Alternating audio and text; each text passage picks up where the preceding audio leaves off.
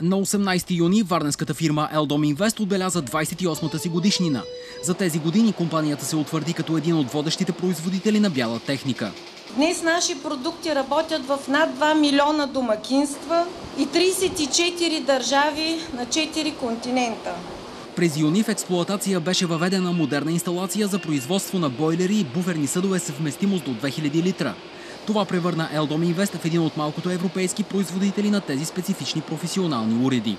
Искам да изразя своето възхищение от ръководството на Елдом за това, че не само са успяли да запазят, а и да развият това производство. Инвестиционният проект за над 5,5 милиона лева е съфинансиран по оперативна програма «Развитие на конкурентоспособността на българската икономика».